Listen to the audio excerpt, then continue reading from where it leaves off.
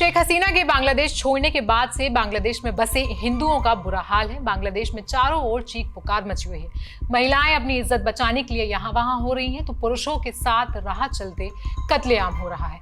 मंदिरों में भगवानों की मूर्ति को तोड़ा जा रहा है, तो घरों में भी लूटपाट के बाद उन्हें खाली छोड़ दिया जा रहा है।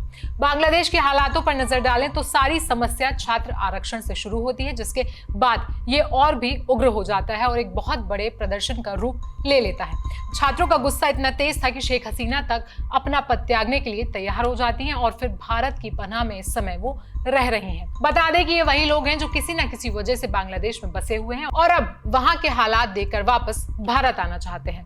अब यहाँ हैरानी की बात यह है कि भारत बांग्लादेश के पीएम को पनाह देता है, लेकिन जब वहां बसे हिंदुओं की बात आती है तो इस देश की सत्ताधारी पार्टी भाजपा के अंदर ही मतभेद देखने को मिलते हैं। नमस्कार, मेरा नाम है आयुषी और आप देख रहे हैं जनसत्ता। बात करेंगे बांग्लादेश में हो रहे हिंदुओं पर अत्याचार की।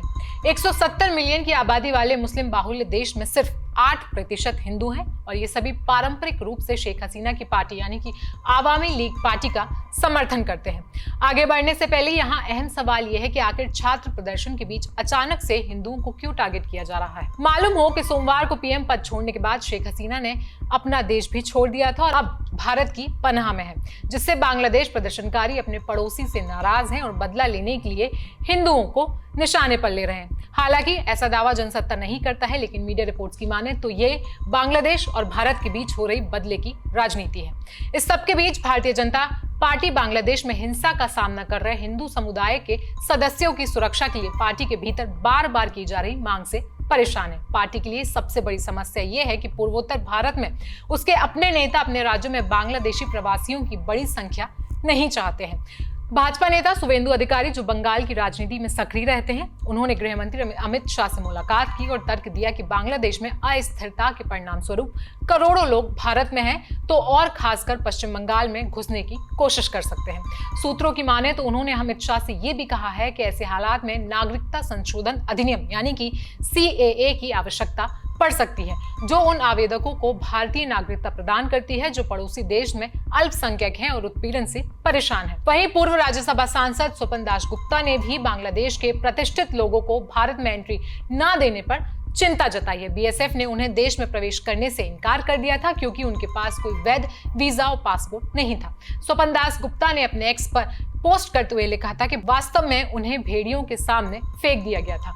उन्होंने अमित शाह से अपील की कि बारीकियों से परे जाएं और बांग्लादेश में हमारे पारंपरिक दोस्तों के प्रति अधिक समझदार बने। लेकिन भाजपा के कुछ नेताओं की राय इससे बहुत अलग है। पूर्वोत्तर के सीएम बिल्कुल भी नहीं चाहते हैं कि बांग्लादेश से प्रवासी भारत आए। असम के मुख्यमंत्री हेमंत बिस्वा शर्मा ने गुरुवार को कहा कि बांग्लादेश में इस हफ्ते हुई घटनाओं के बाद उनके राज्य और पड़ोसी देश के बीच की सीमा को पूरी तरह से सुरक्षित रखा गया है और अभी तक किसी ने भी हमारी सीमा में प्रवेश नहीं किया है। त्रिपुरा के सीएम माणिक साहा ने भी कहा कि सीमा को सुरक्षित रखा जाएगा। उन्होंने भी घुसपैठियों के खिलाफ सख्त से सख्त कार्रवाई करने की वकालत की है। वहीं गाजियाबाद की बीजेपी नेता डॉक्टर उदिता त्यागी ने बांग्लादेश के 2 टुकड़े करने की मांग की है। गुरुवार को जारी एक वीडियो में उदिता त्यागी ने कहा कि प्रधानमंत्री मोदी इस मामले में हस्तक्षेप कर अपनी सेना बांग्लादेश भेजे और उसके टुकड़े कर हिंदुओं के लिए एक अलग देश बनाए। ऐसा करने से ही वहां रहने वाले हिंदू भाई बहनों की रक्षा संभव है। वहीं पीएम मोदी की बात करें तो पीएम मोदी ने भी बांग्लादेश के हिंदुओं पर अपनी तस्वीर साफ कर दी है।